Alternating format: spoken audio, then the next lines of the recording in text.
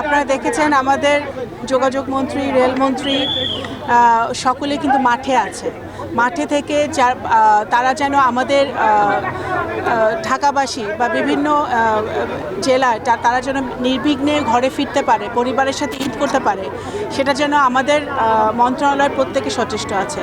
সংশ্লিষ্ট মন্ত্রণালয়ের মন্ত্রীরা তারা কিন্তু বিভিন্ন বাস স্ট্যান্ডে গিয়ে, ট্রেন ইয়েতে গিয়ে তারা কিন্তু দেখছে যাতে আমাদের জনগণ ভালোভাবে, শান্তিভাবে এবং কোনো রকম দুশ্চিন্তা ছাড়া তারা যেন ঘরে গিয়ে পরিবারের সাথে ঈদ করতে পারে, সেটা আমরা সচেষ্ট আছি।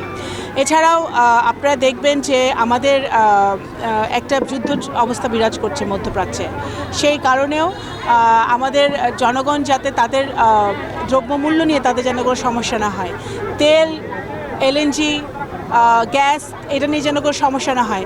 কোনো দ্রব্যমূল্যের দামও কিন্তু বৃদ্ধি পায় নাই, তেলের দামও বাড়ানো হয়নি, কোনো কিছু মূল্যই কিন্তু বৃদ্ধি পায়নি। সেই জায়গাতেও কিন্তু সরকার অত্যন্ত সচেষ্ট আছে। মাননীয় প্রধানমন্ত্রী অত্যন্ত নিবিড়ভাবে, সতর্কতার সাথে সকল কর্মসূচি উনি পরিলক্ষণ করছেন। উনি দেখছেন যাতে সকলেই নিশ্চিন্তে ঘরে ফিরতে পারে, এবং বিশেষ করে আমাদের মধ্যপ্রাচ্যে যেসব ভাইরা যুদ্ধ অবস্থায় আছে, যারা দেশে ফিরতে পারছেন না, পরিবারের সাথে ঈদ করতে পারছেন না, তারা যাতে নিরাপদে থাকতে পারেন, সেই লক্ষ্যে কিন্তু আমাদের সরকার কাজ করছে। আমাদের যারা এই মধ্যপ্রাচ্যে ইতিমধ্যেই 5 জন ইন্তেকাল করেছে যুদ্ধের, তারা যেন তাদের মরদেহ যেন দেশে ফিরতে পারে শীঘ্রই।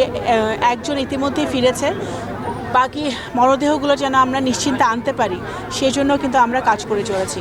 তাই এই ঈদ আমরা আশা করি সকলে ভালোভাবে তাদের পরিবারের সাথে ঈদ করতে পারবে, এবং বিএনপি সরকার, বর্তমান প্রধানমন্ত্রী এই ব্যাপারে অত্যন্ত সচেষ্ট আছে এবং সিরিয়াস।